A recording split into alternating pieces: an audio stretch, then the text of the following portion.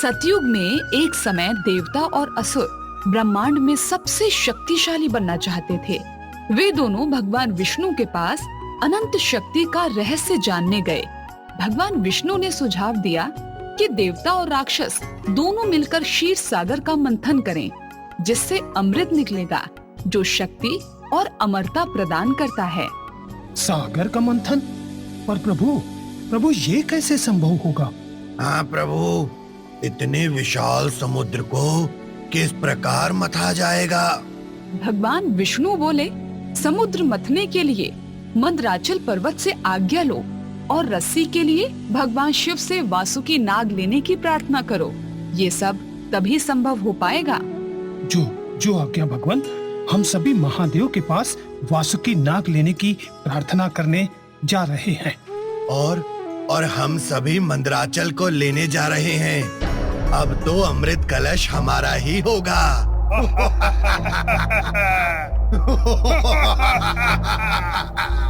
इतना कहकर देवता और असुर अपने अपने कार्य को करने के लिए चल दिए और फिर समय आया समुद्र मंथन का।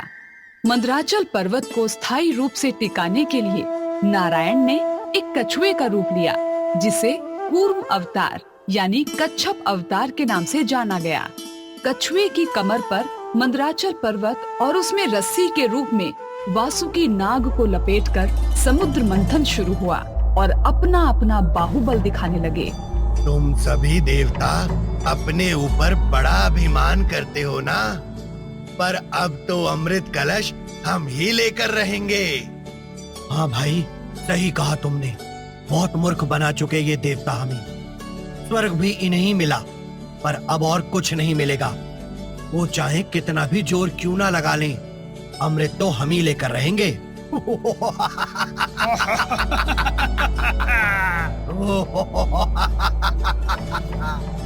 तुम असुरों की यही कमी है, कार्य कम करते हो और बोलते अधिक हो। रहा प्रश्न स्वर्ग का, तो उस पर हमारा ही अधिकार है। अधिक बात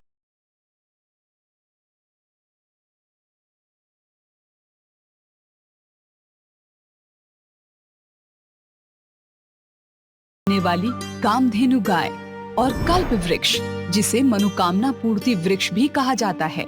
फिर निकली कौस्तुभ मणि और उसके बाद धन की देवी लक्ष्मी प्रकट हुई, जो भगवान विष्णु से विवाह कर उनकी अर्धांगिनी बनी।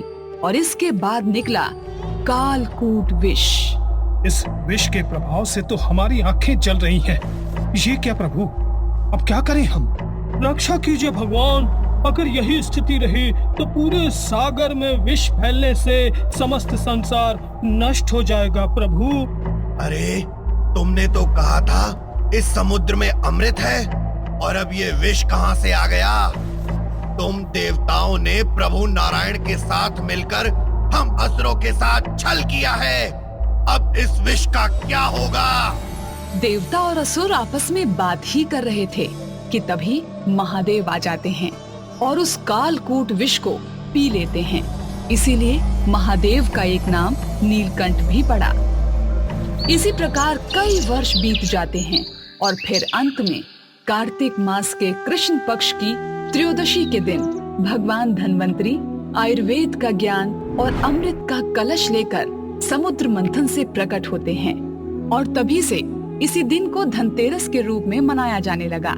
वो भगवान विष्णु के ही अवतार थे। बस तभी से जीवन रूपी स्वास्थ्य धन का ये उत्सव धनतेरस के रूप में मनाया जाने लगा। रही बात समुद्र से निकले अमृत की, तो उसे भगवान विष्णु ने मोहिनी अवतार रख असुरों से ले लिया और देवताओं में बांट दिया। लेकिन धन्वंतरी की कथा केवल समुद्र मंथन में से प्रकट होने तक ही सीमित नहीं है।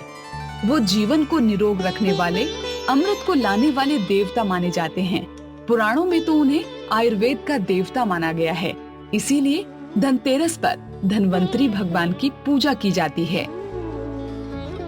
इस प्रकार की रोचक कहानियों को सुनने के लिए हमारे इस चैनल को लाइक, शेयर और सब्सक्राइब करें। और हाँ, बेल आइकन जरूर दबाएं ताकि रोचक कहानियों का नोटिफिकेशन सबसे पहले आप तक पहुँचे।